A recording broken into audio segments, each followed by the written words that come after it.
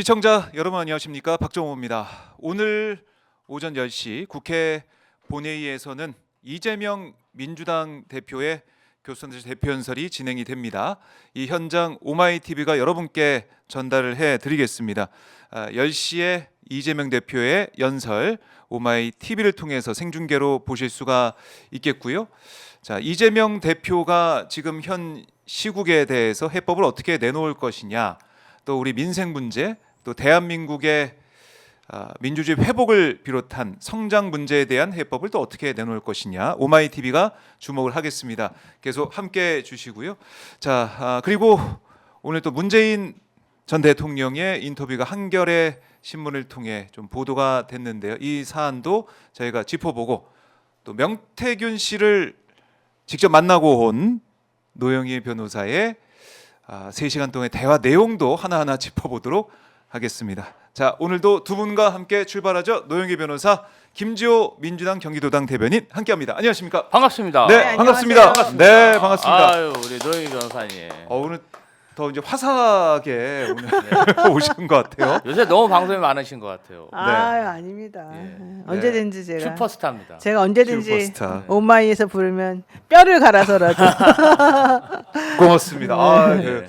그 자세, 태도 너무나 응원합니다. 파이팅입니다. 네. 자, 저희 뭐 이제 이따가 10시에 이재명 대표 연설도 저희가 보겠지만은 일단 오늘 이 얘기를 좀 하고 이제 넘어갈게요. 문재인 전 대통령이 한겨레와 인터뷰를 했습니다. 네. 그래서 오늘 아침에 이제 보도가 돼서 다들 이제 보셨을 것 같은데, 윤석열 정권에 대한 이 입장, 또 지금 민주당의 이제 내부 상황에 대한 입장, 크게 뭐 두 가지로 볼 수가 있을 것 같아요. 하나는 윤석열 이제 정권 탄생에 있어서 네. 국민께 송구스럽다라는 얘기를 했었고, 또 민주당 지금 뭐 이재명 대표 만나서도 얘기했다고 하지만은 포용, 통합, 화합, 이걸 또 강조를 했는데, 일단은 이거는 뭐 김재호 대변인 먼저 얘기 좀 들어볼까요? 어떻게 보셨습니까? 오늘 인터뷰? 저는 네. 이번 그 문재인 대통령님의 그 한겨레 인터뷰가 네. 좀 전문을 읽어봤는데 굉장히 진솔하게, 솔직하고 진솔하게, 그리고 정직하게 한 인터뷰라고 생각하고요. 많은 국민들이 이번에 윤석열 내란 수계가 일으킨 이 내란과 그 이후에 일어나고 있는 폭동들에 대해서 많은 공포감을 느끼고 있지 않습니까? 근데 이제 과거 문재인 정권 때 윤석열 내란 수계가 검찰총장이었기 때문에 이 부분에 대해서 좀 의문을 제기하는 분들도 많았습니다. 이제 그 부분에 대해서 굉장히 어떻게 이 사람이 인사를 했고 그 인사하는 과정도 소상하게 설명을 해주셔서 많이 의혹이 풀렸다. 또 그 얘기를 들어보니까 그럴만하다. 그런 평가들이 많았고요. 저도 또 그렇게 생각했습니다. 다만 문재인 대통령님이 말씀하신 것을 보면은 그 윤석열 내란 수계와 같이 일했던 사람들이 윤석열 내란 수계에 대해서 평할 때 욱하는 성격이 있다. 네. 자기 마음 관리가 안 된다. 그리고 자기 사람만 너무 챙기는 그런 보스 기질이 있다. 그래서 굉장히 좀 비토를 했다고 해요. 그런데 일부 사람들이 굉장히 추천을 많이 했고 또 다수가 추천한 걸로 그렇게 보이는데, 사실 그러한 윤석열 내란 수계를 검찰총장까지 임명할 때까지 네. 김건희, 모두가 알다시피 김건희가 뭐 그 로비의 신 아닙니까? 그래서 김건희가 어떠한 인사적 영향을 끼쳤는지 그 부분도 같이 좀 규명이 되면 좋겠다. 문재인 대통령님에게 윤석열을 아주 적극적으로 추천한 사람들 중에서 네. 김건희 씨와 인연을 맺고 그 인연이 아직까지도 이어질 수 있는 그러한 연결고리를 좀 저희가 유추할 수 있지 않겠습니까? 그래서 확실히 윤석열 내란 수계를 검찰총장으로 그런 추천한 사람들, 이 부분에 대해서도 좀 저는 개인적으로 매우 궁금합니다. 어떤 사람들이 이렇게 윤석열 대통령을 추천했는지. 네. 많은 사람들이 추천했다는데 그 중에서도 아직도 저는 김건희 씨와 뭔가 연결고리가 있는 사람이 있을 것이다. 그렇다면은 그 부분도 좀 소상히 밝혀졌으면 합니다. 네. 그래요. 이 의혹들이 여전히, 그러니까 누가 이렇게 열심히 추천했고 그 라인과 김건희 연결이 돼 있던 게 아니냐, 이런 그것까지 하나하나 따져봐야 된다. 김재호 대변인 얘기를 했고, 그러니까 검찰 개혁을 하겠다고 후보들 가운데 가장 적극적으로 얘기했던 사람이 윤석열이었고, 그걸 발탁을 했는데 뭐 조국 전 조국신당 대표에 대해서 뭐 미안한 아픈 손가락이다 이런 얘기도 했지만 어쨌든 이 윤석열이 결국 이 내란 사태를 일으키고 이렇게까지 국민들이 힘들게 하고 고통받게 한 것에 대해서 후회한다, 또 자괴감을 느낀다, 송구하다 이렇게까지 일단은 얘기를 했습니다. 어떻게 보셨습니까, 변호사님? 저는 문재인 대통령이 아마 진솔하게 혹은 정말로 본인의 의사를 명확하게 윤석열 정권 탄생에 대해서 이렇게까지 명확하게 말한 거는 사실 저는 기억이 없었는데 이번에 이렇게 말씀을 해주셔서 좀 하나의 무거운 짐을 내려놓는 듯한 느낌이 들었고 이걸 계기로 해가지고 민주당이 정말 더 잘 되려나 보다라는 네. 생각을 좀 했습니다. 왜냐하면은 문재인 전 대통령은 사람을 이제 잘 믿든 잘 믿지 않든 내가 믿은 사람은 끝까지 한번 지킨다라고 하는 생각을 계속 가지고 있던 분이어서 윤석열 씨가 그동안에 처음에 검찰총장 되려고 거짓말했다. 그다음에 검찰총장 된 다음에 실제 그 거짓말을 아주 정말 5분도 안 돼가지고 금방 완전히 다 뒤집어 엎어버렸다. 네. 그거를 해결하기 위해서 이렇게 저렇게 해야 된다. 그런데 왜 그 말을 안 들어주냐. 이런 세 가지 정도 얘기가 계속 있었을 때 윤석열 검찰총장에 대해서 대통령은 그래도 나는 이 사람은 내 사람이니 내 정부에서 쓴 사람이니 난 믿겠다 이런 말을 했었어요. 그러면서 추미애 법무부 장관하고 이 갈등이나 추미애 장관하고 서로 간에 이제 대척점에 있을 때에도 추미애 장관의 손을 들어주기보다는 윤석열을 믿는 방식으로 잘못된 판단을 또 한 번 했었던 거거든요. 그래서 결과적으로 그러면은 그 이후에 윤석열이 그러면 문재인 정부를 지원하고 문재인 대통령을 좋아하고 문재인 대통령에게 긍정적 평가를 하면서 배은망덕하지 않은 방법으로 대한민국을 잘 이끌어 나가느냐. 네. 그게 아니지 않습니까? 음.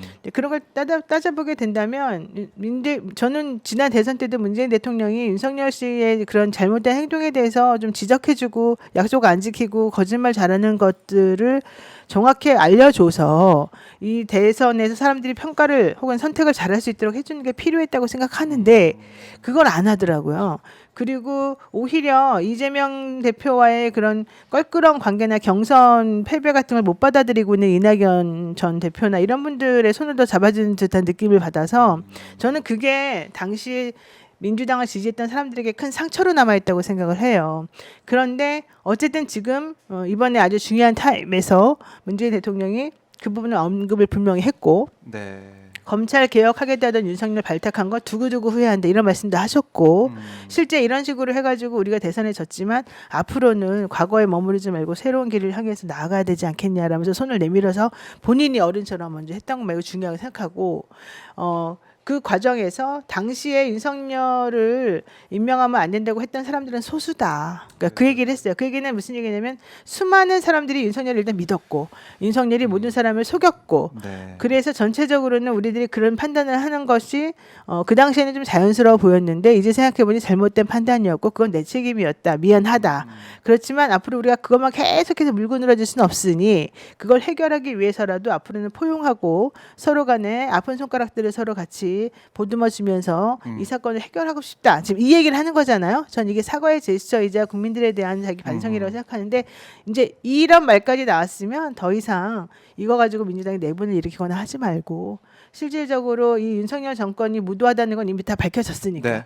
또 입만 벌리면 정말 말도 안 되는 거짓말을 늘어놓고 궤변 늘어놓는 또 국민을 분열시키는 아주 능력이 뛰어난 그런 정권이라는 게 확인이 됐으니 이제 더 이상은 이런데 우리가 시시비비 뭐 따지고 화내고 이런 것보다는 이 문제를 어떻게 해결할 것인가 좀 집중했으면 좋겠다 생각이 들어요. 그러니까 지금도 내란이 진행 중이다. 이 그럼요. 말씀 우리 국민들이 다 하시지 않습니까? 그럼요. 네, 이 내란 그렇죠. 사태에 집중해서 내란 뭐 이른바 잔당, 내란 동조 세력에게 우리 국민들이 내란 세력은 더 이상 설 자리가 없다. 이걸 확실히 해주는 그런 기회가 돼야 되는데 그렇죠. 뭐 그런 면에서 이제 문재인 전 대통령의 인터뷰를 통해 가지고 확실히 윤석열 정권 탄생에 대해 자괴감 또 송구하다 또 윤석열 발탁을 후회한다 이렇게까지 얘기한 건 평가의 부분이 있어요. 그럼요. 근데 또 한 가지는 뭐냐면 이런 가운데 일단 문재인 전 대통령의 인터뷰 중에 어떤 내용도 있었냐면 민주당이 포용하고 확장할 때다. 이렇게도 얘기를 했단 말이죠. 그래서 어떤 활동이나 경쟁에 대해서 자꾸 민주당 내 일각에서 그것을 자꾸 분열로 비판하고 밀쳐내는 거 바람직하지 않는 일이다. 그게 민주당을 협소하게 만드는 거다라고 얘기를 했습니다. 그래서 지금 김경수 전 지사나 아니면 임종석 전 비서실장이나 이런 문재인 정부 때 인사들이 나와서 얘기하는 것들, 이게 어떤 경쟁 또 포용하고 또 하나가 되는 그런 과정에서 나오는 목소리다라고 문재인 전 대통령 판단하는 것 같은데, 근데 저는 개인적으로 어떤 생각이 드냐면 오히려 이런 얘기를 하는 게 내란 사태 종식이나 내란 사태를 끝내는 데 대해서는 어떻게 시선을 좀 분산하는 그런 부정적인 영향이 또 있지 않을까라는 생각도 들더라고요. 여기에 대해 집중하지 못하고 오히려 민주당 당내 문제가 부각이 되면서 분열이 아니라 포용으로 가야 된다. 이 얘기가 반복이 되면서 정작 중요한 건 우리가 놓치고 있지 않나. 이런 좀 개인적인 맞아요. 생각이 들거든요. 그러니까 지금 예를 들면 이제 그냥 제가 솔직히 말할게요. 김동연, 김경수, 임종석, 김부겸 이 네 분들이 사실은 갑자기 일시에 포문을 열면서 뭐 민주당의 일극 체제는 옳지 않다. 뭐 우리는 더 잘할 수 있다. 이렇게 자꾸 이제 말을 해가지고 이 네. 사건이 불거지게 되는 거잖아요. 저는 그 타이밍이나 그러니까 그 저는 취지나 의도는 얼마든지 긍정적으로 생각할 수 있다고 보는데 그 취지나 그것이 미치는 영향을 생각해 본다면 저는 그것은 좀 악의적인 부분들이 분명히 있었다고 보고 타이밍을 너무 잘 못 맞췄다는 부분도 있어요. 만약에 악의적이 아니라면 타이밍을 못 맞춘 거고 악의적이라고 한다면 정말 나쁜 사람들인데 네. 지금 현재 민주당의 지지율이 계속해서 떨어지고 있어요. 왜냐하면 이 탄핵 정국까지 올리게 된 거에 대한 부담이 사실은 상당히 많아요. 국민들이 말은 안 해도 박근혜 정권 때 한번 올렸는데 결국엔 또 올렸어요. 민주당 주도로. 네. 이렇게 올렸는데 결국은 뭐 달라진 게 뭐 있냐. 실질적으로 윤석열 똑같은 사람을 또 뽑게 된 우리 이 상황에서 이 사람을 또 올려가지고 또 시끄럽게 만들고 정말 이 돌아가는 모양을 봐라. 너무 싫다. 그러면 이런 일이 벌어졌을 때 이거를 빨리 해결하고 정리돼서 이 사람들이 잘못했다고 하는 모습을 보면 오히려 좋을 텐데 자기가 잘했다 그러면서 계속해서 밖에 나가서 떠들고 법치를 무시하고 뭐 40% 50%막 이제 자기네들이 마치 더 국민의힘의 지지율이 훨씬 높은 것처럼 말하고 지금 이런 식으로 나아가잖아요. 그러니까 이제 이렇게 되는 것 자체가 되게 부담스럽고 힘이 드니까 네. 민주당 사람들이 기대했던 것만큼 더 화를 내는 거예요. 저는 그래서 지지율이 일단은 일시적으로는 떨어진다고 봐요. 근데 이게 좀 점점 시간이 지나면 다시 올라갈 건데 문제는 일시적으로 떨어지는 이 타이밍에 그 정치 지도자라고 하는 소위 그 네 분의 말씀들이 그 네 분들이 현실적으로는 더 도움을 줘야 되고 걱정하지 말아라. 우리는 한 몸으로 나간다. 우리는 잘할 수 있다. 이번에 제일 중요한 건 이 녹록치 않은 상황에서 민주당이 정권을 다시 찾아와가지고 제대로 된 민주주의를 꽃피우는 거다. 우리가 거기에 마중물이 되어서 너희들에게 힘을 합쳐주마. 이런 말을 해줬으면 얼마나 좋을까. 근데 그건 안 하고 이재명 너 혼자 잘났다고 되는 것 같아? 너 지난번에 그렇게 안 했으니까 잘못됐잖아. 이번에도 그렇게 되고 싶어? 안 되고 싶으면 나한테 사과해. 이걸 먼저 시작했단 말이에요. 네. 근데 이거는 정치 지도자나 이 선배로서 할 수 있는 말은 아니고 대한민국에서 이 민주주의를 사랑하는 사람이라면 할 수 있는 게 아니에요. 왜? 말이라고 하는 것은 네. 행위라고 하는 건 시와 때가 있기 때문에. 아하. 그러니까 저는 그래서 그 부분이 매우 아쉽고 다만 그럼에도 불구하고 이거를 봉합하기 위해서 저는 문재인 전 대통령이 이번에 이런 모든 것들을 봉합하기 위한 과정의 하나로서 이런 얘기도 하고 포용과 통합을 계속해서 강조하면서 이재명 대표에게 손을 내밀고 있는 거라고 생각해요. 네. 그러니까 일단은 제일 우리의 최우선 급선무는 이 내란 사태 종식이에요. 그럼요. 빨리 그 길에 정리하고. 힘을 합쳐서 함께 나아가자. 네, 네, 네. 이렇게 먼저 얘기가 나왔다면 얼마나 좋았을까 그런 생각 하시는 거죠. 예. 저는요 점심 시간에 도시락을 먹어야지. 2교시 수학 시간에 도시락 먹으면 네. 수학 선생님들이나 동급생들이 그 김치 냄새 맡고 이러면 기분이 좋겠습니까? 좀 찔리네요. 제가 학창 시절. 우리 옛날에 2시간 아니, 끝나고 먹고 보통 죄송합니다. 예. 쉬는 시간에 먹어도 네. 수업 시간에는 안 먹잖아요. 이제 수업 시간에 먹자. 수업 시간에 드셨습니까? 아이고 수업 시간에도 먹었어요? 대단하십니다. 진짜. 어쨌든 아니, 예, 저는 예. 이제 그거랑 비슷하다고 봐요. 우리가 이제 탄핵을 시켰고 예.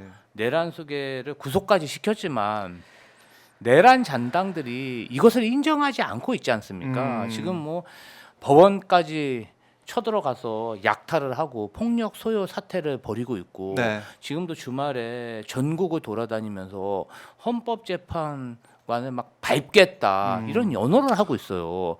굉장히 나라가 혼란스럽고 윤석열 내란 측에 대한 탄핵 재판이 끝나기 전까지는 민주당은 이 탄핵을 마무리하기 위해서 힘을 모아서 저 수구 내란 잔당들과 싸워야 됩니다. 네. 그러면 그 내란 잔당과 싸워야 될 구심점이 누구냐? 음. 민주당과 이재명 대표 아니겠습니까? 음흠. 지금 탄핵이 완료가 되고 뭔가 당내에서 어떤 지도자를 뽑기 위한 그런 경선 과정이라면 네. 이런 분들이 이렇게 뭔가 힘을 모아서 1등 주자를 공격하는 것 이런 것에 대해서 아주 자연스럽게 받아들이는데 지금 그 시간이 아니잖아요. 지금은 우리가 민주 세력이 온 힘을 모아서 단일 대오로 내란 잔당들과 싸웠는데도 저렇게 다시 살아나서 그냥 헌법재판관 사법부까지 마구 약탈하면서 공격하고 있는 이 절대절명의 위기 속에서 네.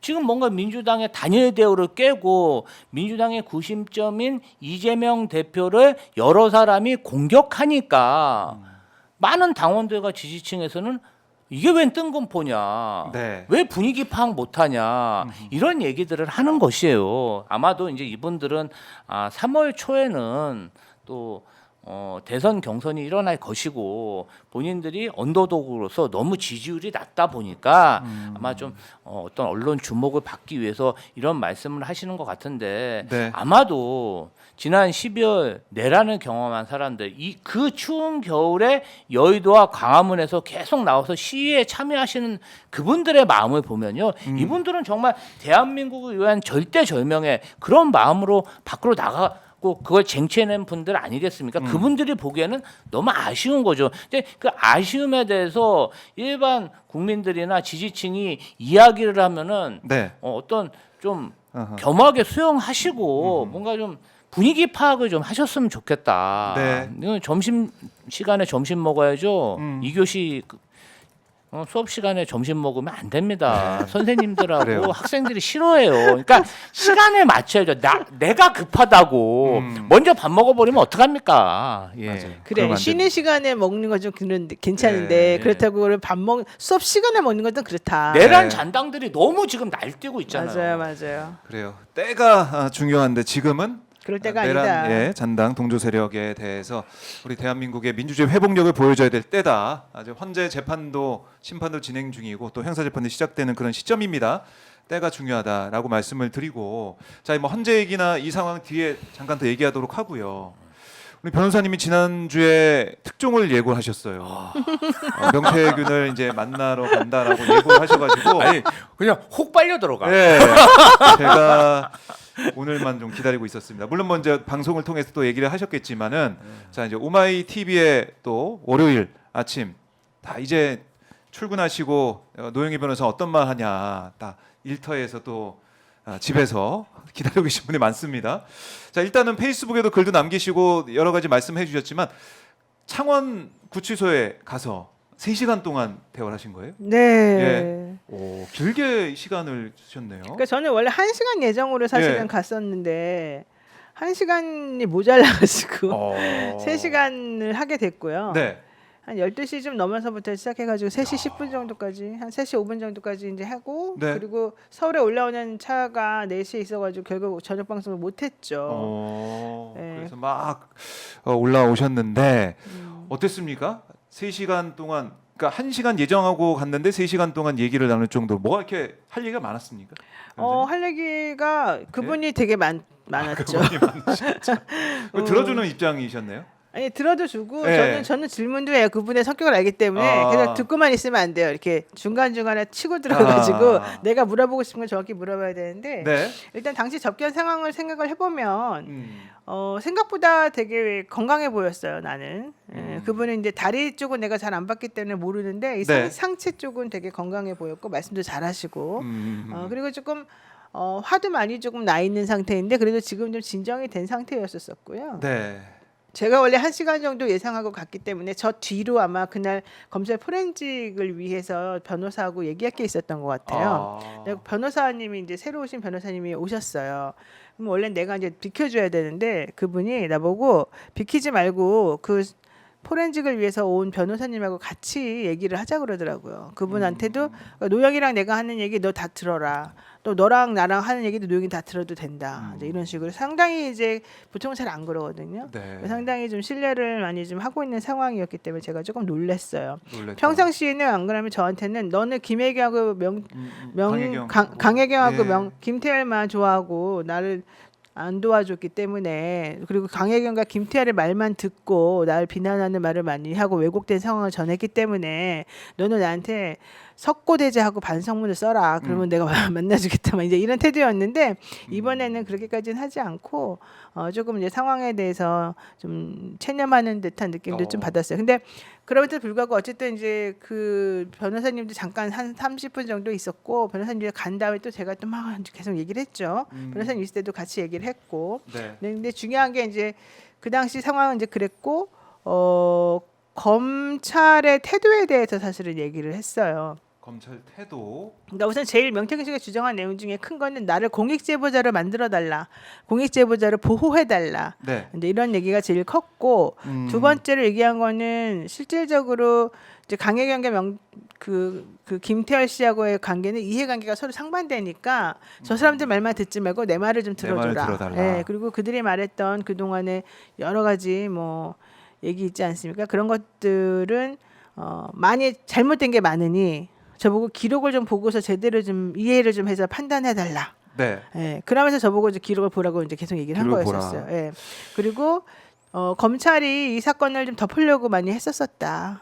뭐 증거인멸 교사했다는 의혹도 네, 있었고. 네, 네. 그리고 검찰이 가지고 있는 그 핸드폰 자료가 지금 다 요번쯤은 이제 다 끝난대요. 포렌직이. 황금폰. 예. 네. 그 포렌직이 끝나는데 그 중간에 비어 있는 구간이 있더라. 그러니까 지난 대선부터 1년 정도 기간까지 내용이 포렌직에서 안 나왔다고 하더라. 오. 그러니까 그게 이해가 안 간다. 아 명태균 씨가 그게 이해가 안 간다. 왜냐면 그 기간 동안에 중요한데. 1년이나 되는 그 기간 동안에 자료가 안 나올 리가 없잖아요. 예.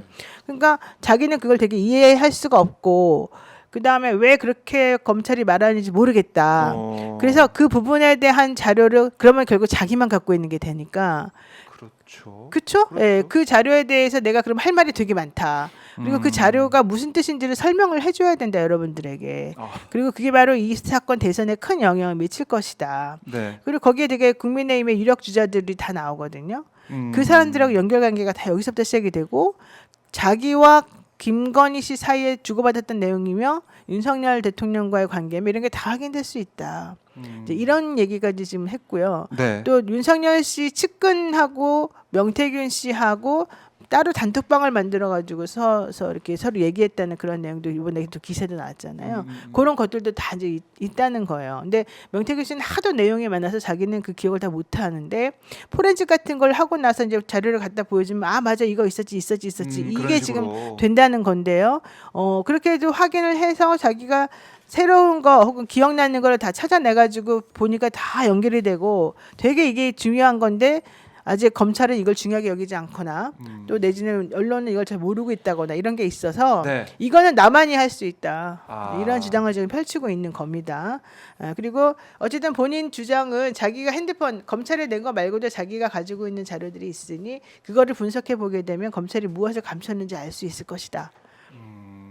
그 얘기 중요한 것 그거 같아요. 어디 있어요? 그거는 따로 있대요. 따로 있대요? 예. 그거 어디 있는지 얘기 안 하고 가지? 아니 뭐 어디 있는지 뭐 얘기 하나마나 뻔해요. 그 사람이 숨겨놓은 데가 어딘지 말해줬어요. 근데 다 뭐 뻔할 뻔짜였더라고요. 알고 봤더니. 그러니까 거짓말은 안 한다는 게 되게 중요한 부분이 그때 그 사람이 뭐 예를 들면 핸드폰이면 핸드폰 어디다 숨겼어요. 아버지한테 있어요. 막 그러잖아요. 네. 근데 아버지가 돌아가셨다면서요. 그러니까 사람들이 전부 다 그럼 아버지랑 같이 화장했다는 뜻인가요? 불태웠다는 뜻인가요? 막 이랬잖아요. 네. 그러다가 핸드폰 어디 있어요? 버렸어요. 마창동에다 버렸어요. 막 이런 얘기하고 말을 왔다 갔다 계속 했었잖아요. 그렇죠. 근데 알고 봤더니 예. 핸드폰을 처남에게 줬다가 처남이 장인어른에게 줬던 거였던 거예요. 어. 그러면 처남에게 줬다는 것도 맞고, 그쵸 맞는 말이죠? 그다음에 처남하고 마창되게 왔다 갔다 한 것도 맞고, 그다음에 그 처남이 장인어른은 그리고 뭐요? 자기 아버지라고도 부르잖아요. 난 처갓집 아버지를. 그러니까 내 아버지는 아니지만 딸 와이프의 네, 아버지는 네, 아버님 아버지는 얘기하니까. 아버지니까. 네, 그러니까. 그 말도 안 맞는 말이 아닌 거예요. 그러니까 이제 이런 식인 거예요, 이 사람은. 그래서 내가 다 맞는 말만 했지 언제 틀린 말 했냐. 그래요. 그 3시간 동안 얘기를 하면서 중요한 것은 대선 때 무슨 일이 있었는지 우리가 그동안 뭐 여러 가지 자료를 통해서 봐왔던 게 사실인지 그리고 국민의힘 대선 주자들은 정말 앞으로 어떻게 되는지 바로 그 얘기들 엄청 많이 했죠. 되게 많이 했어요. 왜냐면 저는 이제 강혜경 씨와 김태열 씨 변호를 지금 안 하고 있기 때문에 그분들에 대해서 뭐 욕하거나 그분들에 대해서 어쩌고저쩌고 정보를 알려주는 것을 내가 지금 재판 기록을 안 가지고 있는 상태에서 그거를 반박할 필요가 사실은 없고 또 내가 이미 알고 있던 사실들하고 이제 비교해가지고 뭐가 맞는지 안 맞는지는 내가 판단하면 되는 것이기 때문에 네. 거기에 집중하지는 않았어요. 어, 제가 궁금했던 거는 대선 때, 그렇죠. 그다음에 윤석열 씨가 대통령이 되기 전, 이준석 대표가 당 대표가 될 때, 오세훈 시장이 될 때, 그다음에 홍준표 시장이 대구시장이 될 때, 네. 그다음에 홍준표와 윤석열이 경선한다 그러면서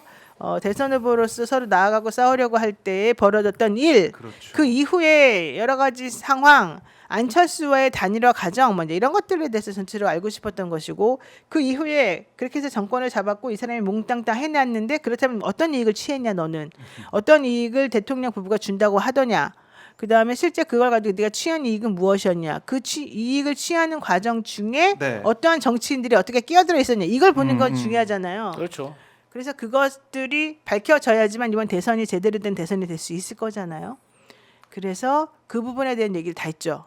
그래서 다 이제 들으셨고 지금 이제 여기서 오마이TV에서도 말씀해 주실 텐데 자 김재도 의원님 지금 뭐 민주당에서도 명태균 특검법 아마 네. 오늘 진상조사단에서 결정을 좀 할 것 같은데 황금본 특검법, 명태균 특검법 이걸 정말 피할 수 없을 상황으로 가는 것 같아요.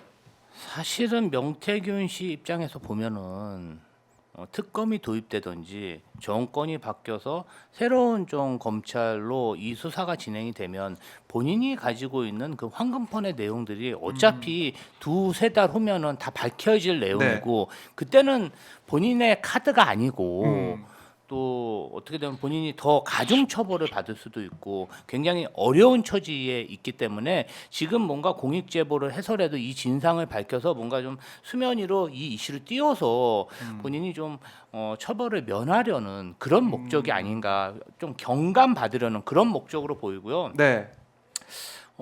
제가 노영희 변호사님이 그 접견하고 오신 내용 중에 가장 희한하게 생각하는 부분은 대선 당선 이후부터 1년간 명태균 황금폰의 내용을 포렌식 했는데 없더라. 근데 포렌식을 하면 어떻게 일정 기간 다 포렌식해서 나오지 일정 기간만 싹 네. 빼놓고 포렌식을 할 수 있나. 사실 명태균이 어떤 식으로든 대선에 개입했고 여러 정치인과 관계를 했지만 네. 가장 중요한 것은 명태균 씨가 창원 산단 관련해서 김건희 씨와 윤석열 대통령에게 어떠한 그런 특혜를 받았는지 그리고 대통령실의 일정이나 정책 관련해서 어떤 보안 정보를 제공받았는지 그리고 이 사람이 사실은 뭐 아무런 직업이 없는 사람인데 당시에 매우 큰 조선 회사 네. 시찰도 갔다 오고 시찰 갔다 온 느낌을 전달을 했더니 바로 그 어떤 분쟁이 있는 곳에 강제 진압이 됐다든지 네. 여러 가지 정황상으로 보면은 이분이 정권 실세로서 그런 역할을 하려면 누가 정보를 주고 네. 누가 역할을 줬을 텐데 그것에 대한 증거 자료가 포렌식으로 1년간 나오지 않았다는 얘기잖아요. 그래서 이 부분 관련해서 굉장히 철저하게 규명이 돼야 된다 이런 생각이 들었고 네. 저는 노영희 변호사님의 역할이 좀 크다고 봅니다. 이 명태균 사건 관련해 갖고 여태까지 노력을 많이 해주셨는데 앞으로도 좀 잘 부탁드립니다. 네, 잘 부탁드립니다. 네, 명태균 씨가 뭐 기자들 면회나 이런 것들은 안 봤는데요.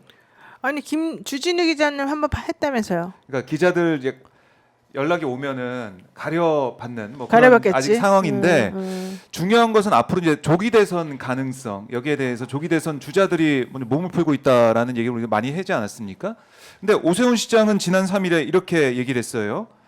명예훼손 혐의로 이제 명 씨 등을 고소한 사건에 관한 신속수사를 촉구하는 의견서를 냈다. 창원지검에 냈다라고 얘기를 했고 그렇죠. 홍준표 대구시장은 조사에도 나올 게 없다. 이렇게 또 계속해서 자신의 입장을 SNS 통해서 얘기하고 있는데 이런 것도 명태균 씨가 다 알고 있잖아요. 이런 상황들을. 여기에 대해서는 뭐라고 하던가요? 이런 대선 주자들의 자신과의 이제 손절, 자신과의 선을 긋는 이런 모습들 여기에 대해서도 좀 많은 얘기를 했을 것 같은데. 이제 주로 타겟팅해서 지금 자신을 건드리고 있는 사람들이 오세훈 시장하고 홍준표 시장이잖아요. 그러니까 오세훈 시장은 특히 창원지검에다가 수사 빨리 해라 촉구까지 했고, 홍준표 시장은 사기꾼들하고 엮이지 않는다, 불쾌하다 막 이런 얘기까지 하면서 또 고소고발했고. 그러니까 지금 명태균 씨와 그 변호인 입장에서는 너무 황당하다. 도대체가 자기네들이 네. 아무것도 걸릴 게 없다고 생각을 해서 지금 이런 식으로 나오는가 본데 아, 아니다. 지금 가지고 있는 거 많다. 이제 그런 주장을 하는 거예요.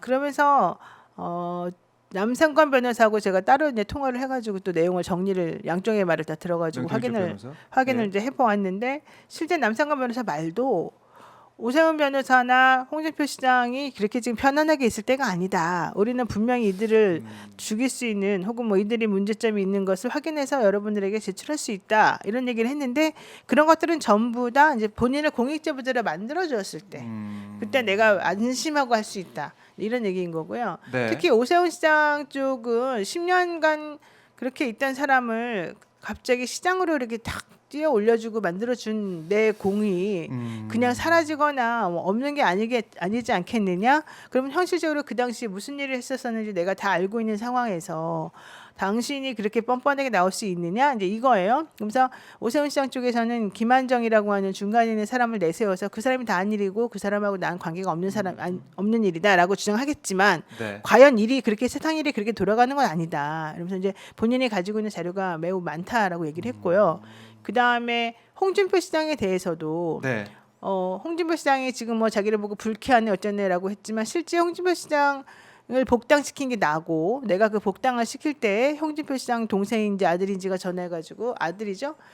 고맙다고 눈물까지 흘렸던 사람인데 이제 와가지고 자기랑 엮이는 게 불쾌하고 자기는 사기꾼이라고 하더니 내가 무슨 사기를 쳤냐 너한테. 근데 네. 이런 식으로 지금 화를 내고 있어요. 근데 그들에 대한 여러 가지 것들을 공개할 수 있고 공개해야 한다고 생각하는데 그 시점은 지금 보는 중이고 그 시점 역시 공익제보자로 본인이 자리가 좀 매겨지면 그 이후에 네. 정리를 다 해가지고 한꺼번에 하겠다는 거죠. 김건희 씨 얘기도 마찬가지였어요. 김건희 씨 얘기도 김건희 했어요. 씨 얘기도 당연히 네. 했고 김건희 씨 얘기도 지금 뭐 터뜨리고 말고 할 때가 아니고 김건희 특검, 명태균 특검 나눠가지고 지금 이 상황이 벌어지고 있을 텐데 네. 그때 명태균 특검 하게 되면 김건희 특검이 딸려 나오지 않을 수가 없다.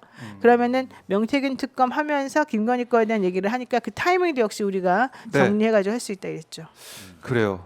윤석열에 대해서는 뭐라고 하던가요? 별 얘기 없었어요. 윤석열 대통령에 대해서는 뭐 예. 계속해서 얘기한 거랑 똑같아요. 그동안에 윤석열 대통령 무능하고 실제 일 잘할 예. 수 없는 사람이었고 그래서 우리가 장님문사라는 얘기도. 그러니까 내가 이제 그런 얘기까지는 그분하고는 이제 거기서 그런 얘기는 안 했지만 그 사람 꿈자리 얘기라든가 뭐 이제 이런 거 해가지고 결국에는 의사결정하는 그런 여러 가지 과정이라든가 그다음에 본인이 그 사람에게 많이 도움을 주었었음에도 불구하고 그 사람이 나중에 자기 조금밖에 못한다 그러니까 이제 화가 나서 네. 자기를 조금 미워하고 싫어했던 그런 부분들이라든가 그렇지만 결과론적으로는 그 윤한홍이나 이런 사람들 다 붙어가지고 자기하고 또 뭔가 연결해보려고 했던 상황이라든가 뭐 이런 것들 다 있었기 때문에 그 부분에 대해서도 할 말이 되게 많고 당연히 그 윤석열, 김건희 이 둘과 자기가 어떤 일을 했는지에 대해서는 자기만 안다. 그렇잖아요. 예. 그 내용에 대해서 자기처럼 제일 잘 알고 자기가 가지고 있는 증거같이 확실한 게 어디 있겠느냐. 이걸로 나는 이번 대선에 확실하게 이걸 찍을 수 있다. 이렇게 지금 보는 거더라고요. 그래요. 명시 입장에서는 뭐 이제 억울한 뭐 이게 있겠고 또 이제 검찰 수사 못 믿겠다라는 게 있기 때문에 특검법 얘기를 계속 하고 있는데 뭐 특검법이 통과가 되더라도 거부권 행사 최상목이 좀 할 수가 있기 때문에 어떻게 될지 모르겠습니다만 명태균 씨 입장에서는 내가 이제 입을 열면은 앞으로의 대선 과정, 조기 대선 과정에서 큰 영향을 줄 수 있다 이렇게 자기는 판단하고 있는 것 같아요. 네. 내용을 좀 봐야겠지만은 그런 명태균 씨의 판단이 있는데, 자, 오세훈 홍준표 시장은 절대 뭐 아니라 그러고, 결국엔 조기 대선 과정에서 명태균 씨의 입이 열리냐 안 열리냐, 여기에가 초점의 하나의 큰 초점이 될 것 같습니다.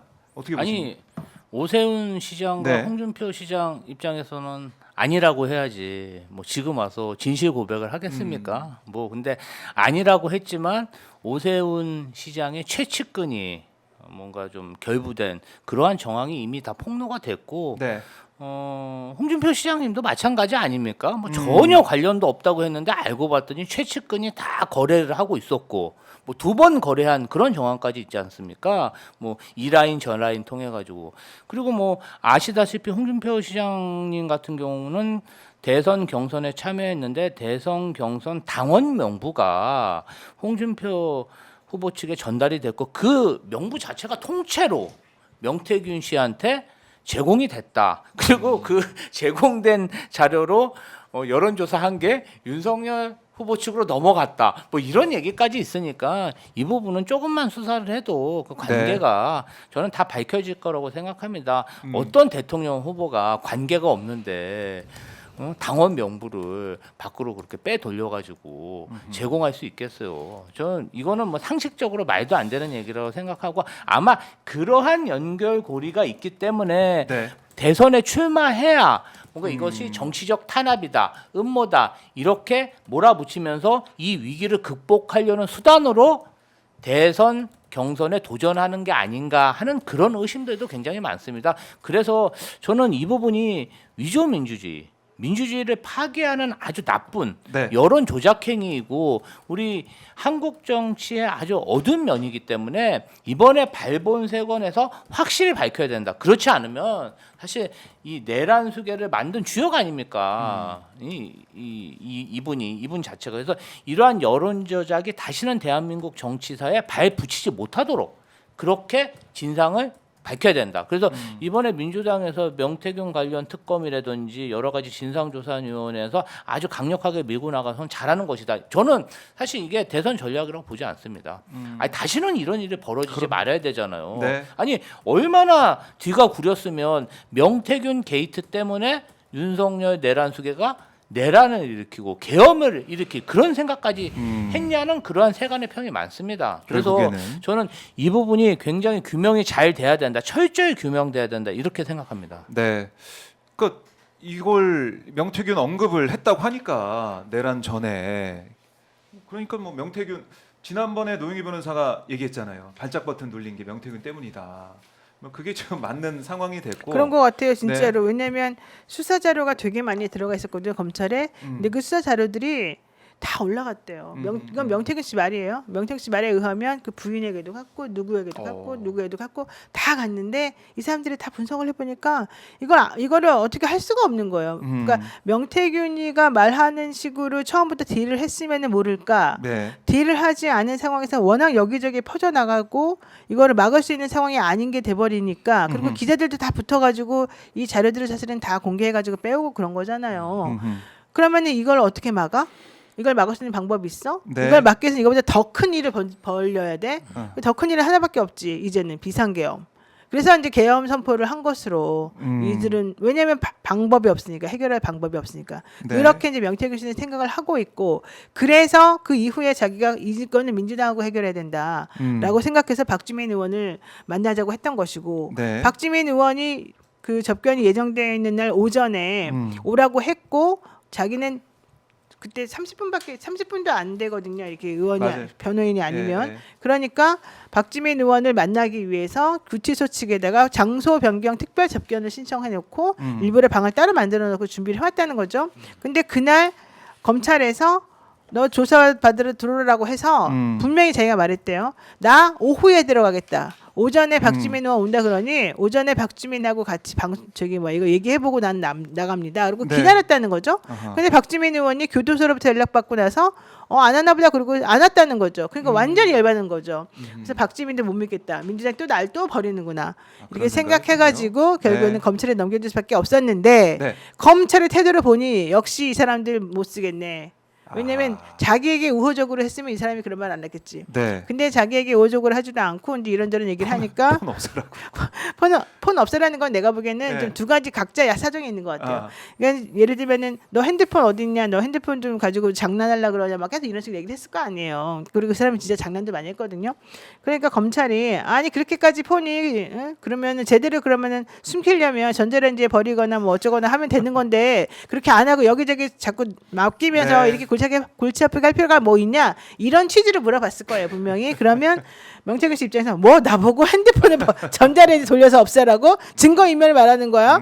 그러면서 내가 핸드폰 주는 거 너는 불편하니까 주지 말라고 이제 여기까지 왔어요. 근데 나는 검찰도 안 믿기 때문에 검찰은 그렇게 자기는 뉘앙스가 그랬다고 주장하지만 제가 보기에 그 뉘앙스에는 뭐 명태균이 바보도 아니고 예. 분명히 야 부담스럽다 가져오지 말아라 이런 것도 있었을 것 같다는 거죠. 그러면 양쪽의 그 의견들이 조금 더 있으니까 확인을 네. 해봐야 되겠지만 검찰도 소극적 태도를 취한 거 맞거든요. 그렇게 볼 수 있고.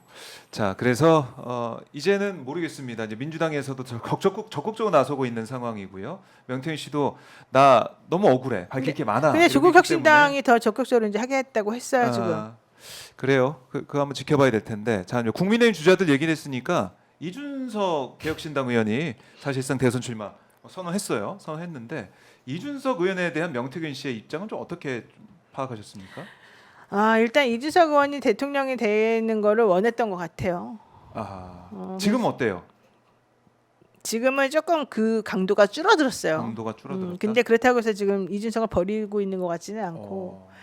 그러니까 특히 김소연 변호사하고 이준석 간의 관계가 그렇게 안 좋은데 김소연 변호사를 선임한다? 저는 그래서 그걸 안 믿어요. 네. 근데 중요한 건 어쨌든 게다가 이준석 의원 측에서 지금 변호사를 보내고 도와주고 있다잖아요. 그러면은 이 명태균 씨가 그분에 대해서 함부로 하겠습니까? 그래도 나 변호사도 없는데 이분이 네. 도와주니까 생각하겠습니까? 저한테도 변호사 좀 보내달라고 변호사가 필요하다고. 왜냐면 지금 현재 본인을 도와주는 남성건 변호사가 계시지만 그분이 혼자 다 할 수가 당연히 없고 네. 포렌식 자료가 너무 방대하고 그럼 이런 경우에는 페이퍼워크를 해줄 변호사가 필요하거든요. 그렇죠. 근데 그런 페이퍼워크를 해줄 변호사가 지금 없어요. 그러니까 그런 쪽으로 일을 도와줄 변호사가 필요하고 민주당 쪽에서 좀 도와줬으면 좋겠다고 계속 저한테 얘기를 했어요. 그런 부탁도 하고 내가 가서 도와줘야 되나 이 생각까지 했어요. 그런 과정에서 이제 이준석 의원과 명태균 씨가 또 어떻게 보면 밀착이 될 가능성도 있어 보인다. 그러니까 내가 보기에 이준석 의원은 관리하는 것 같아요. 이준석 의원이 뭐 하려고 그 변호사를 보내겠어요. 명태균 씨가 무엇을 가지고 있는지 알고 싶겠지. 명태균 씨 핸드폰에 자기와 관련된 뭔가가 있는지를 확인하기 위해서라도 만약에 뭐 이준석 씨가 변호사를 보내는데 그쪽에서 싫다고 안 하면 자기는 좋겠지. 근데 어쨌든 저는 그래서 그 변호사님이 되게 포렌식에만 관여를 하신다고 하길래 이거는 명태균이가 가지고 있던 모든 자료가 검찰에 넘어가 있는 상황에서 그 자료를 좀 보고 싶어 하시나 보다. 이렇게 생각했어요. 그렇게. 어쨌든 이 조기 대선 과정에서는 명태균 게이트, 명태균 황금폰이 정말 또 중요하죠. 하나의 역할을 할 거기 왜냐하면 때문에 기사로만 나오는 것은 의미가 없고 네. 실체적으로 딱 이렇게 증거물이 나와줘야 되는데 그 실체적인 증거물이 바로 이 명태균의 말, 그다음에 실체적인 증거물인 핸드폰, 네. 핸드폰에 들어있는 내용, 특히 검찰에서 이 포렌식한 내용 이런 것들은 객관적으로 보이니까 그런 것들이 필요합니다. 그래요. 이제 이준석 의원이 거기에 대해서 좀 신경 쓰는 그 상황이다라고 정리를 해 주셨습니다. 자, 이준석 의원이 대선 출마해서 뭐 개혁신당 분위기는 사실상 뭐 거의 아수라장이 됐지만은 출마한다는 소식 들었습니다. 어떻게 좀 보셨습니까? 홍매와 도원결의 진실을 감추기 위해서 출마한 게 아닌가. 출마하려고. 어떻게 보면은 윤석열 내란수계와 이준석 의원은 네. 제가 볼 때는 샴쌍둥이 같습니다. 샴쌍둥이 같이 뭔가 한 것을 공유하면서 네. 다른 객체지만 행태는 아주 똑같다.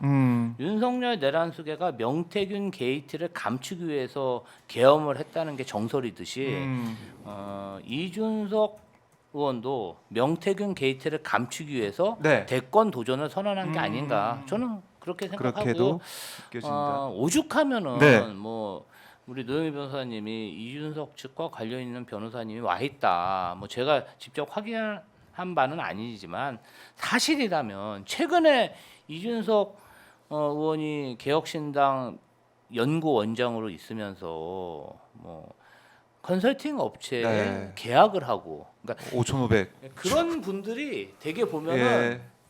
이준석 의원을 막 칭찬하고 다니시는 그런 컨설턴트와 그런 당 대표도 모르는 네. 컨설팅 계약을 했다. 음. 당 대표에게 컨설팅 보고서 한 장 안 줬다는 거 아닙니까? 아니 공적인 컨설팅 업체랑 공적인 거래를 하면 공당이라면 컨설팅 자료가 나오면 대표한테 보여주고 당원들이나 이렇게 돌려봐야 되는 거 아닙니까? 근데 연구원장이라고 연구원장 칭찬만 하는 그런 네. 컨설팅과 뭔가 계약을 했다. 아하. 사실은 이게 어떻게 보면은 정치권에서 알만한 사람만 아는 연구원을 통한 어떤 사적인 그러한 본인 홍보 활동이 아닌가 하는 그런 의심이 들잖아요. 그러면 네. 이게 정말 옛날에부터 뭐 20년, 30년부터 내려오는 그런 정당의 구패 악습인데 이 이준석 의원은 좀 뭐 젊죠. 40대 아직 40 만으로 40세도 안 다음 달에 넘었으니까. 40세가 되죠. 근데 나이만 젊을 뿐 하고 있는 행태는 너무나 구태스럽다. 그래서 명태균과 그렇게 도원결의를 할 정도로 친했던 게 아닌가 이런 생각도 들고요. 어쨌든 이 윤석열 내란수계가 이렇게 지금 탄핵을 받는 입장에서 이준석 의원도 이에 대한 책임을 져야 되고 네. 그가 행한 대한민국의 구태 정치도 심판할 때가 왔다고 저는 아하. 생각합니다. 그래요. 지금 먼저 허은하 대표는 당 대표 직인 반납을 안 하고 계좌 비번도 함구하고 있다 뭐 이런. 오늘 만났잖아요, 내가. 예, 뭐래요? 오늘 아침에 예. 허은하 대표를 만났어요. 네. 근데 인터뷰도 해왔어요. 대단하십니다. 공개해 주십시오. 뭐라고 하던가요? 아, 여기서는 공개할 수 없고 조금만. 너무 억울해하시고 억울해하세요? 너무 억울해하시고 억울하죠. 그다음에 실질적으로 이준석 비판을 많이 하겠죠 지금. 이준석 씨가 보여준 태도는 완전히 본인이 국민의힘에서 쫓겨날 때의 태도하고 똑같잖아요. 그거 플러스 더 발전된 버전으로 그렇잖아요. 이제 그렇죠. 한번 경험이 있었으니까 더 발전된 버전으로 자기를 그렇게 막 끝까지 몰아내는데 끝까지 싸우겠다. 끝까지 싸우겠다. 나 이거 도저히 용서할 수 없다. 그리고 네. 김철근이라고 하는 그 사람을 자리에 앉혀놓고 자기를 좌지우지하려고 했는데 결국 그게 말이 안 되니까 예. 자기를 내쫓는 방식으로 지금 모든 걸 장악하려고 하는데 이게 무슨 공당이냐 이렇게 얘기를 했고 상당히 어렵고 힘들다 지금 현재. 왜냐하면 자기 편도 없을 것이고 사실은 본인이 비례의원으로서 사실은 더 좋은 선택을 할 수 있었음에도 불구하고 어쨌든 윤석열에 대응해가지고 같이 하겠다고 젊은 사람들끼리 모여서 만든 거잖아요. 이 당은 솔직히 말하면. 그런데 자기는 완전히 비례의원은 당을 벗어나면은 의원직을 상실할 수밖에 없는데 그것까지 내가 버리고 여기까지 왔는데 결국에는 자기 마음대로 무슨 다 모든 걸 장악해가지고 말 안 들으면 쫓아내고 이런 구조라는 게 도대체 있을 수 있는 거냐. 네. 나는 끝까지 싸우겠다 이제 생각 좀 했어요. 끝까지 싸우겠다. 그 결계를 느끼고 왔다. 네. 알겠습니다. 예. 그 허은하 대표가 비례의원인 시절에 이준석 의원이 당대표 시절에 대변인을 했잖아요. 그리고 이준석 대표가 쫓겨나고 나서 국회 소통관에서 기자회견하기도 어려웠습니다. 의원들이 소통관을 빌려주지 않아서 그때 아마 제 기억으로는 허은하 의원이 소통관 기자회견을 주선했을 거예요. 맞아요. 예. 그것 때문에 국민의힘에 미운 털이 박혀가지고 그 당시 이준석 뭐 이렇게 하다 예. 이렇게 몰린 거 아닙니까? 그래서 결국은 비례의원까지 그만두고 이준석의 개혁신당에 합류했는데 네. 진짜 토사구팽이죠. 토사구팽. 예, 토사구팽도 이런 토사구팽이 없습니다. 그래요. 자, 저희가 뭐 다른 주제 조금 더 얘기를 하기 전에 우리 변호사님 네. 3시간 이제 만나고 오셨는데 못다한 말씀 명태균 관련해서 있다면 좀 말씀 더 해주세요. 일단 저는 예. 명태균 씨는 어느 방식으로든 공익제보를 받아야 된다고 생각합니다. 우리가 그동안에 제가 계속해서 명태균 씨에게 공익제보자로 와라라고 여러 번 말했지만 사실 그분이 그 당시에는 네. 국민의힘하고 자기가 딜을 할 수 있을 거라고 생각을 해서 그걸 하지 않았던 걸로 제가 알고 있는데 네. 지금 좀 늦었어요, 타이밍은. 그렇지만 지금이라도 본인이 공익제보를 해서 뭔가 진실을 밝히고 싶어 한다 그러면 그거는 다 모든 걸 다 제쳐두고라도 일단 그거는 받아야 된다. 네. 왜냐면 왜냐하면 지금 아무도 그에게 손을 내밀어주지 않고 있는 상황이라면 실제 그 사람이 어떤 말을 하고 싶다 하더라도 그것이 묻힐 수밖에 없어요. 네. 그래서 여러분들이 좀 오해할 수 있는 거는 공익제보자는 그러면 공익제보라는 그 탈을 쓰고 현실적으로 뭐 유죄가 돼 있는데도 무죄라거나 뭐 이런 거 아니냐? 그러면 네. 안 되지 않냐? 이런 얘기 하시는데 전혀 아닙니다. 공익제보자라고 해서 죄가 있는 사람이 죄가 덮어지는 게 아니에요. 그러니까 지금 예컨대 명태균 씨가 김태열이나 강혜경 씨에 대해서 공익제보 멈추라고 하는 것도 당신들 공익제보에 탈을 쓰고 무죄 받으면 안 돼 이 소리를 하고 싶은 거거든요.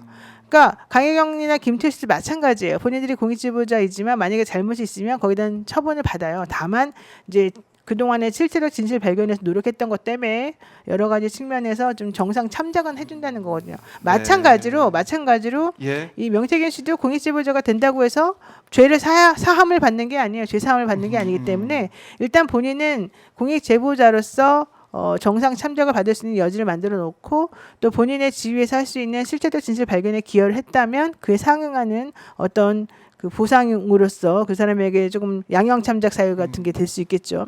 하지만 그거 말고 더 중요한 거는 결국 진실을 밝힌다는 것이고 이번에 이 사람은 그걸 밝히고 싶다는 거예요. 왜냐하면 자기가 사실 그 사람들을 도와주고 했던 거는 자기가 먼저 가서 돕겠다고 한 게 아니라 도와달라고 해가지고 사실은 도와준 거고 자신이 불법을 저지른 게 있다면 그에 상한 처벌 받는 건 당연해요. 그 사람도. 그러니까 이번에 지방선거 관련해서 공천 대가도 아니다. 이거는 자기네들끼리 지금 싸우고 있는 부분이니까 내가 거기 관여하기는 곤란하지만 왜냐하면 난 지금 누구의 변호인도 아닌 상황에서 나머지 저는 그것보다 더 중요한 게 지금 현재 검찰이 기소하지 않고 있는 나머지 수많은 이 사건들에 대해서 빨리 좀 기소가 됐으면 좋겠고 이 수많은 자료들을 가지고 검찰이 장난 안 쳤으면 좋겠어요. 네. 근데 이번에 명태균 씨가 저에게 얘기해 준 건 바로 검찰이 자료 가지고 장난칠 수 있으니 좀 잘 봐달라. 이걸 저에게 알려준 거다고 저는 생각해요. 실제 그 사람 말대로 1년 동안의 자료가 있는지 없는지 모르지만 네. 만약에 정말로 1년 동안의 자료가 없다면 어휴. 그건 이상한 거잖아요. 예, 그리고 검찰 지금 현재 내부적으로는 이 사건 관련해 가지고 자료들 바깥으로 안 내보내겠다. 이런 의사 결정을 했다 그래요. 그렇기 때문에 우리로서는 정말 더 알 수가 없거든요. 그러면 그걸 알 수 있는 사람은 오로지 피고인과 피고인의 변호인들일 수밖에 없는 거예요. 그래서 그런 내용을 우리가 정확히 알고 있어야지만 그러한 내용을 가지고 검찰이 장난치지 않도록 막을 수가 있고 네. 이 사건의 진실이 무엇인지 밝혀질 수가 있으니까 저는 그 부분을 말해주었다는 것만으로도 실제 정말 그렇다면 그런 걸 말해주었다는 것만으로도 의미가 있다고 좀 보죠. 네. 자, 뭐 명태균 씨가 얘기하는 거, 뭐 댓글 중에는 명태균 씨 뭐 너무 믿지 마세요 이런 얘기도 있지만, 많아요. 그런 얘기 네. 많고 노영희 변호사 너무 이용당하지 마세요 이런 얘기 많아요. 그런 거 있죠. 난 충분히 노변을 걱정해서 하는 또 댓글들이. 나를 있는 많이 것이죠. 걱정들을 해주셔서 내가 너무 기분 좋은데 예. 근데 너무 걱정하지 마시고 저는 이용당하지 않아요. 그러니까 저는 그냥 사건을 정확하게 객관적으로 볼 뿐이에요. 그러니까 너무 걱정하지는 마시는데 네. 그렇다고 해서 내가 자라보고 놀란 가슴 소뚜껑 보고 놀란다고 이 사람 때문에 너무 걱정됐다고 해서 이 사람이 줄 수 있는 것까지 우리가 무시할 필요는 없잖아요. 그러니까 이제 그런 것만 제대로 판단이 쓰면 저는 얼마든지 할 수 있다고 봐요. 제가 네. 봤을 때는 노영희 변호사님이 접견을 하고 와서 두 사람 네. 홍준표, 오세훈 시장은 잠을 못 잘 것 같습니다. 그래요? 명태균한테 놀란 네. 가슴 노영희 변호사를 보고 뭐 거의 저승사자와 같은 그런 마음이 들지 않을까. 근데 저는 그래서 빨리 공익제보를 받아서 예. 공익제보자의 지위를 주고 네. 그 다음에 현실적으로 관련 자료를 제가 빨리 봤으면 좋겠어요. 왜냐면 나한테 다 보여준다고 했기 때문에 그리고 그래요. 그 자료를 보면 내가 내용을 다 알 것 같아요. 거의 그 두 사람의 정치 생명이 거의 뭐 지금 명태균 씨와 노영희 변호사님의 그 접견에 달려 있을 것 같은데요. 그리고 네. 지금 공익제보를 조국 혁신당에서 받을 가능성이 매우 높다. 아, 그래요. 예, 지금 민주당에서는 사실은 이제 뭐 강희경 씨도 있고 신용환 씨도 있고 김태현 네, 씨도 네. 있으니까 이분들하고 지금 척지고 있는 이 사람을 여기에 좀 포용해서 뭔가 하기가 좀 부담스러울 수도 있잖아요. 그럴 수 있겠네요. 근데 공익제보의 형태는 네. 뭐 신청서 내 가지고 국회나 아니면 공수처나 권익위나 이런 데다가 신청해 가지고 하면 되는 거지. 꼭 어느 당에 소속돼야 될 필요는 없으니까. 네. 근데 그런 과정에서 만약에 제일 적당하다고 싶은 거는 그러면은 조국 혁신당이 될 수 있어요. 그래서 지금 조국 혁신당 쪽하고도 조금 얘기를 하고 있는 걸로 알고 있어요. 그래요. 빠르면 오늘 안으로 발표가 나겠죠. 네.